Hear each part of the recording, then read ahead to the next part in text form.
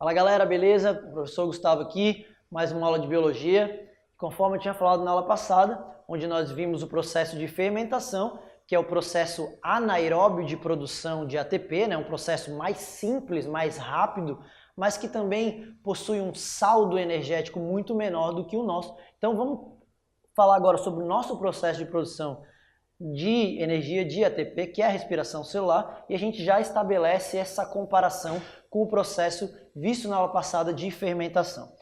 Então, para falar do processo de respiração celular, primeiro a gente precisa conhecer bem essa organela que é a mitocôndria. Vocês conhecem muito bem essa mitocôndria, porque ela é aqui nessa organela é onde nós teremos a maior parte do processo de respiração celular. Não podemos confundir e achar que o processo inteiro ocorre aqui dentro, que não é verdade, mas a maior parte do processo ocorre aqui. Estamos falando da mitocôndria, que é uma organela bem diferente, é uma organela que tem uma dupla membrana. As membranas internas fazem essas dobras, chamadas cristas. Essa região interna aqui, então nós temos que lembrar dois nomes aqui. As cristas mitocondriais, porque aqui é onde ocorre uma das etapas, e a matriz mitocondrial, que é essa parte interna, que outra das etapas também ocorre aqui. Etapas, como assim? Respiração celular, ela envolve 3 etapas, né? A primeira delas é fora da mitocôndria e as duas outras vão acontecer dentro da mitocôndria, uma na matriz e a outra nas cristas, tá? Então fiquem com essa imagem da mitocôndria na cabeça, porque esse é o local onde a gente realiza a nossa respiração celular. Iniciando o processo, nós temos a primeira etapa que é chamada glicólise. Lise da glicose, é a quebra da glicose. Se vocês repararem, galera, a glicólise é exatamente igual ao que ocorre na fermentação. Lembra da fermentação? Aulinha passada, quebra parcial da glicose.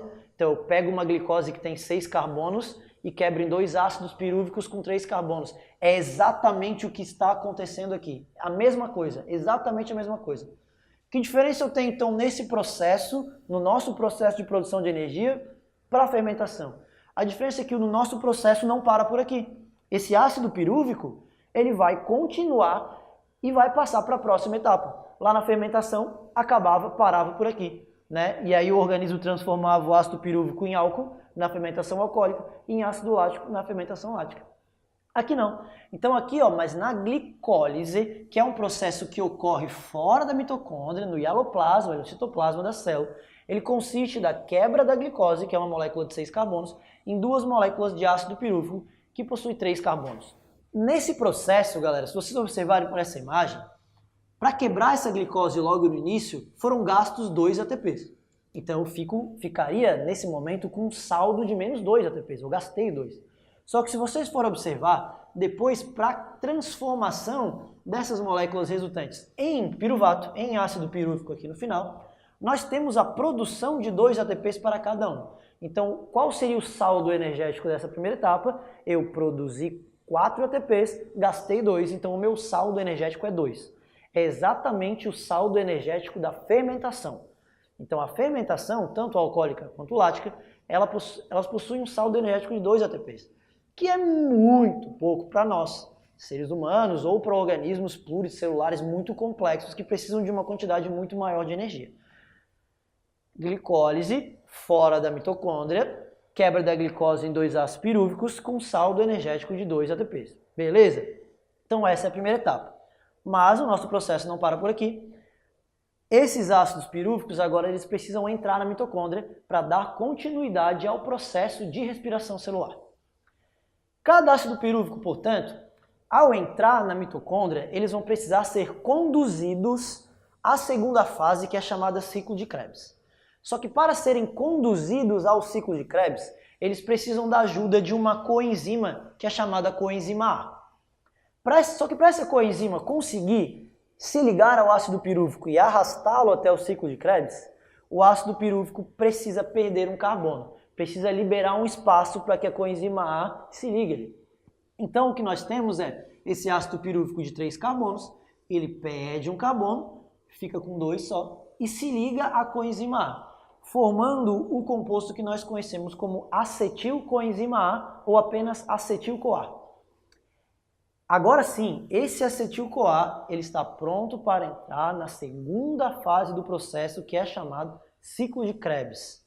Ciclo de Krebs, que é um processo que algumas pessoas só de ouvirem o nome já sentem calafrios aqui, mas é porque geralmente vocês, quando estudam ciclo de Krebs, acabam se preocupando muito com detalhes desnecessários. Tá? O que nós precisamos nos ater aqui é o ciclo de Krebs, e por isso eu separei essa imagem que vocês vão perceber aqui. Nós temos que nos ater ao grande objetivo do ciclo de Krebs. Se vocês ficarem preocupados com detalhes, com como é formado cada molécula dessa, vocês vão ficar malucos. Vocês vão ficar gravando nomes desnecessários. Olha o que nos salta aos olhos nessa imagem aqui.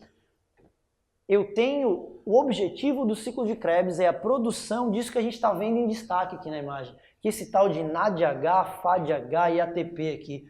Então esse é o grande objetivo do nosso ciclo de Krebs. Vamos iniciar o ciclo aqui, ó. Vamos iniciar esse ciclo de Krebs? Como é que a gente inicia esse ciclo? Tá vendo? Lembra o acetil-CoA que foi formado?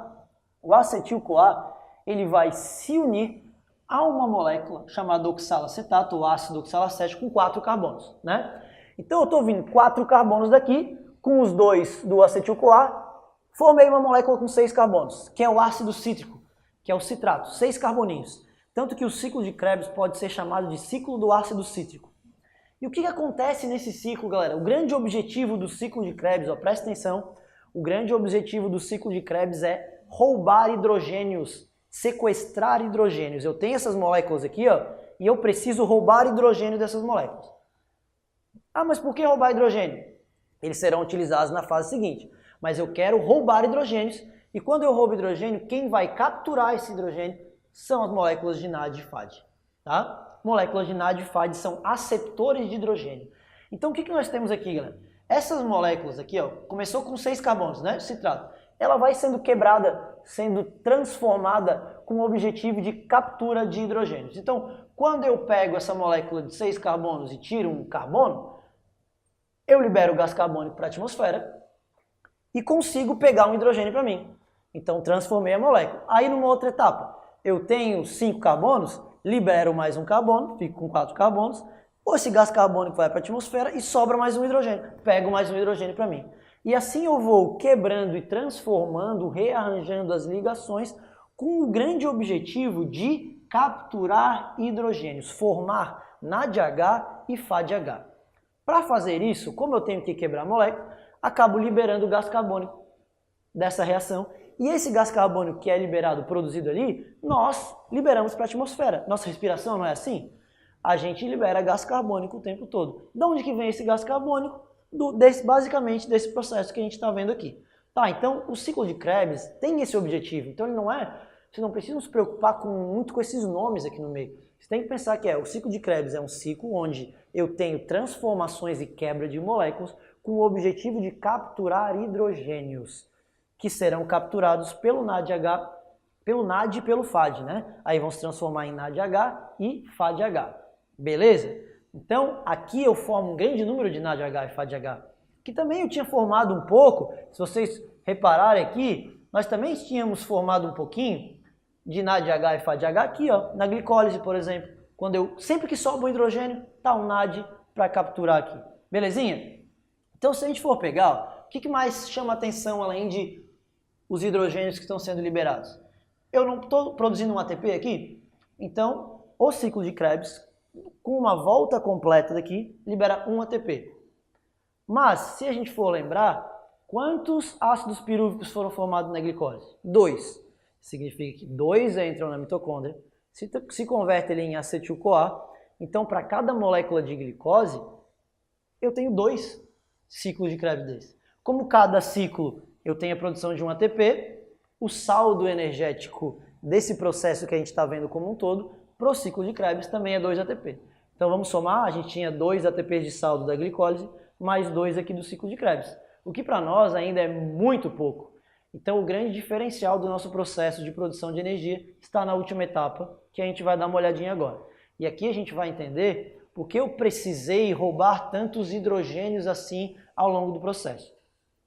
A última etapa, né, depois que a gente tem essa primeira etapa que é a glicólise, e aí nós temos o acetil-CoA e o ciclo de Krebs todo, ó, onde nós temos simplesmente transformações de moléculas.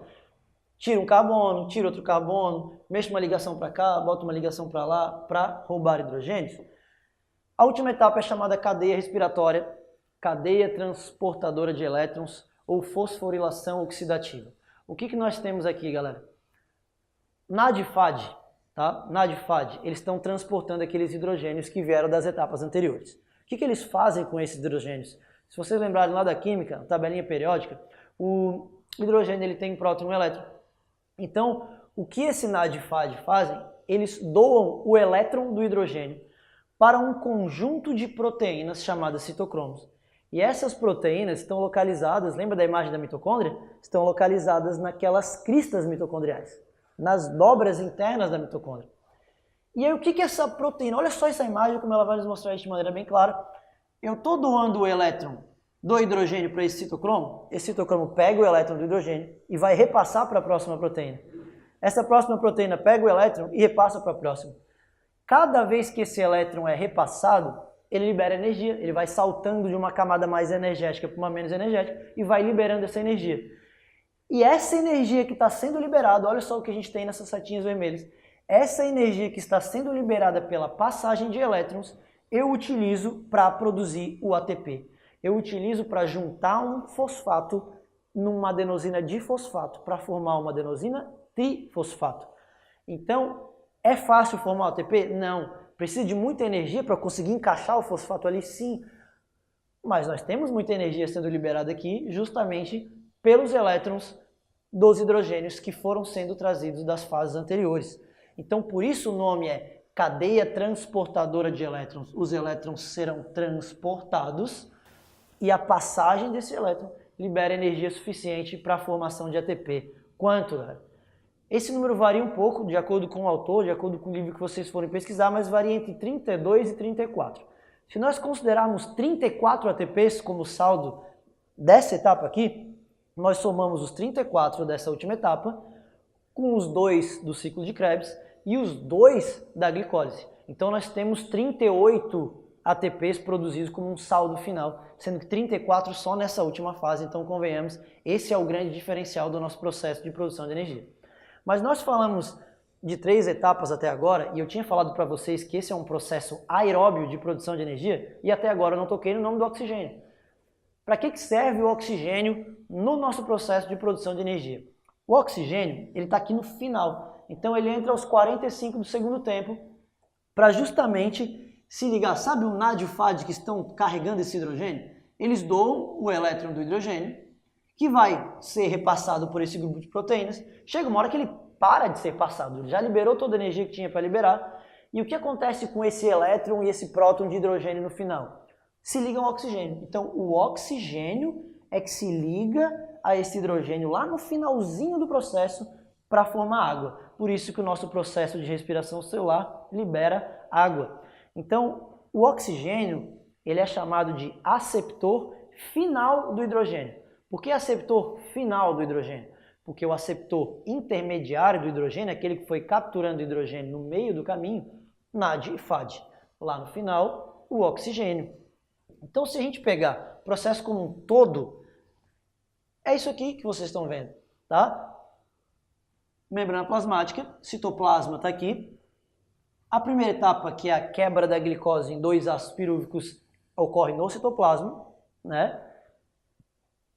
Alguns organismos, tá? Se não tiver o oxigênio ali, ou alguns organismos que não têm capacidade de continuar o processo, eles transformam esse ácido pirúvico em ácido lático ou álcool, para por aí o processo, isso é a fermentação.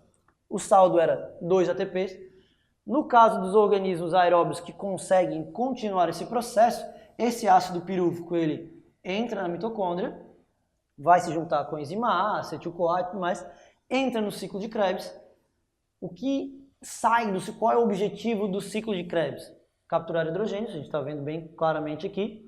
Para fazer isso eu acabo tendo liberação de alguns carbonos, quebra de molécula e tudo mais. Saldozinho, 2 ATPs aqui também. E esses hidrogênios participarão da última etapa nas cristas mitocondriais para fornecer seus elétrons e que a gente possa ter energia suficiente para a produção de ATP. Então, 2 ATPs mais 34, 38 de saldo final e a participação do oxigênio aqui no finalzinho se ligando ao hidrogênio e formando água. Beleza, galera? Então esse é um processo muito importante, é um processo muito, energeticamente falando, muito mais eficiente do que o processo de fermentação, mas é claro, vocês perceberam aqui que também é muito mais complexo. Por isso, em situações de emergência, onde nós precisamos de energia de maneira muito rápida para a contração da musculatura, nós podemos realizar fermentação nos nossos músculos.